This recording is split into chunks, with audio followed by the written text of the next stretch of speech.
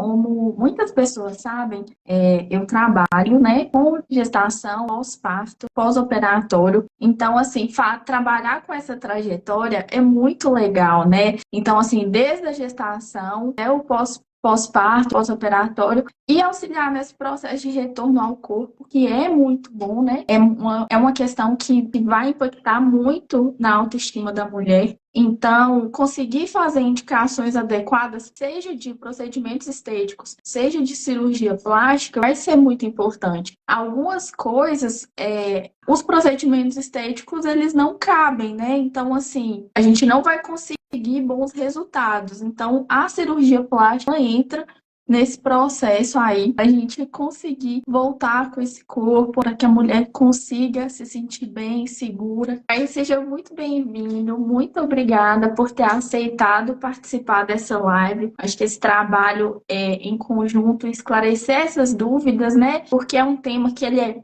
tá muito em alta cirurgia plástica, só que todo mundo tem suas dúvidas, tem seus receios, e levando em consideração esse tema que a gente está trazendo, né, que é a cirurgia plástica após a maternidade, tem muitas mães que têm algum receio, por mais que tem alguma coisa que incomoda, elas ficam meio com medo de fazer alguma coisa, né? Mas hoje a gente vai esclarecer todas essas dúvidas. Vai sair um bocado de gente aqui querendo operar. Meu nome é Thiago Winter, eu sou cirurgião plástico, né, aqui em Belo Horizonte. Sou mineiro, fiz o curso de cirurgia geral, cirurgia plástica, todo aqui em Minas Gerais. E já há aqui em Belo Horizonte, já deve ter uns quatro anos já que eu já estou aqui em Belo Horizonte, com a clínica aqui na Raja Gabá, vizinho da Morgana, né, Morgana? A gente se conheceu por acaso há pouco tempo aqui do prédio e está sendo muito bom a gente trocar figurinhas, trocar pacientes, né? E eu trabalho mais na área de cirurgia plástica corporal, gosto muito da facial também, de procedimento cosmiátrico, e é isso. Maravilhoso. A gente introduzir esse tema, eu acho que é um termo que poucas pessoas conhecem, né, Tiago? Que é o Mommy Makeover.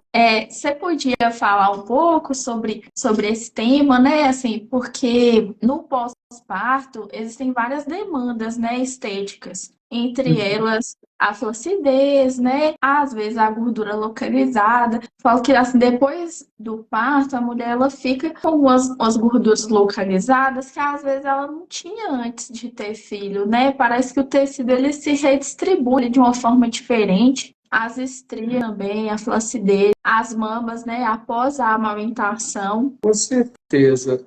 Esse termo, mommy makeover, né, que é um termo americano, né, ele foi mais difundido em torno aí, de 2000 e basicamente ele engloba vários procedimentos, são justamente isso, trazer de volta ou melhorar questões estéticas da paciente quando termina a gestação, né? Então, por isso, mãe terminou a menstruação, a gestação, né?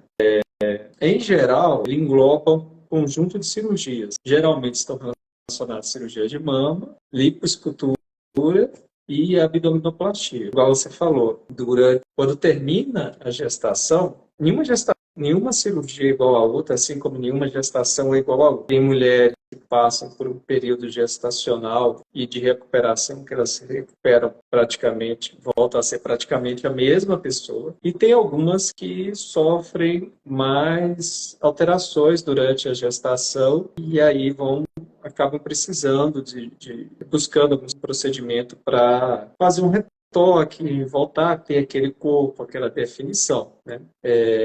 A gente sabe que durante a gestação, o corpo materno ele vai gestar uma criança em torno de 3, 4 quilos, que é o peso normal de uma criança. Então, o corpo da mulher ele se transforma totalmente. Independente da mulher decidir amamentar ou não, a mama vai se preparar para gerar o leite, independente dela conseguir ou não amamentar, a mama vai se preparar. Tem todo um monte de alterações hormonais que vão fazer com que a pele do abdômen consiga distender, englobar o feto, englobar a placenta. Tem toda uma questão hormonal que vai interferir nos músculos, né, do abdômen, que vão permitir que esses músculos se afastem durante a gestação, que ao final da gestação, tudo aquilo que foi alterado para manter o bebê ali durante o período gestacional, todas essas alterações vão cessar, o corpo da mulher vai começar a voltar ao normal. E, como você disse, às vezes toda essa redistribuição de tecido, esse aumento os ligamentos da mulher, eles se tornam mais flácidos para aguentar aquele peso a mais, né, durante a gestação. Então, quando termina o período gestacional, nem tudo volta exatamente como estava, né? E cada mulher é diferente, né? Algumas vão ganhar em torno aí de 8 quilos por gestação, outras ganham 10, 12. E tudo isso interfere, né? Mas, basicamente, esse termo engloba um conjunto de cirurgias que a gente pode realizar juntas ou não. A gente pode separá-las também. Constitui cirurgia de mama, de abdômen e ali são várias áreas do corpo que a gente vai trabalhando. Foi muito interessante isso que você falou, assim, independente da paciente ela querer amamentar ou não, tem essa pitose, né? Assim, porque durante a gestação, a mulher, ela tem um ganho de mama. Quem for mulher e já tiver filho, comenta aqui se aconteceu isso também. Que acaba que tem um ganho de mama muito significativo, né? Às vezes a mama ela duplica, triplica de tamanho e ali tá um processo gravitacional, né? Então, assim, vai ser um peso maior ao longo desses meses aí que vai ter um pouco mais de flacidez. Às vezes vão ter pacientes que vão ter estrias mama e abdômen desde a gestação, né? Então, independente dessa questão da amamentação, né? Porque eu acho que existe um mito muito grande, né? De falar assim, porque amamentou, o peito caiu e tal. Não necessariamente, né? Não necessariamente. E assim, algumas mulheres já entram na gestação. Isso é até uma coisa que eu acho que tem que ser derrubada. Porque existe um conceito que algumas mulheres trazem. Antes de ser cirurgião plástico, a gente é cirurgião geral, a gente é médico, né? E eu já acompanhei lá na minha formação várias mulheres e vi esse conceito.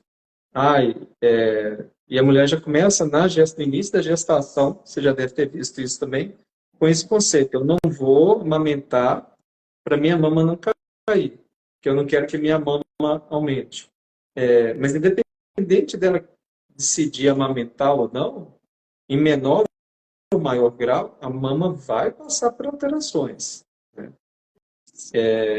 Amamentar ou não amamentar não quer dizer que a mama não vai sofrer pitose, porque ela vai sofrer, todo o corpo vai sofrer uma redistribuição de tecido, né? É claro que isso é variável de mulher para mulher, mas amamentar ou não vai impedir necessariamente que a mama aumente. Sim. E pensando assim em relação a tempo após o parto, assim, quanto tempo você acha interessante, doutor Tiago, assim, de pensar na possibilidade de cirurgia, né?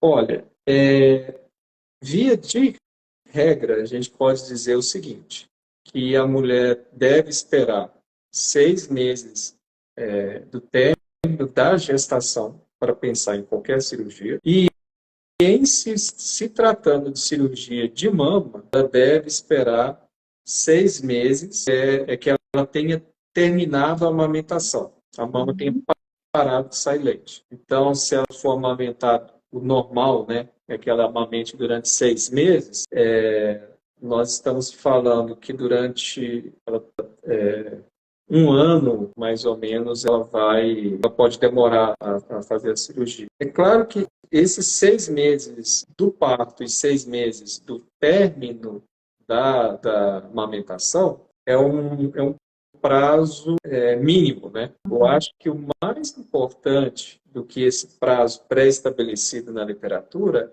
é a questão da estrutura de apoio que a mulher tem que ter. Quando a mulher Falar assim, esse apoio, né, que ela vai precisar cuidar dela e ela ainda tem um neném por conta dela, né?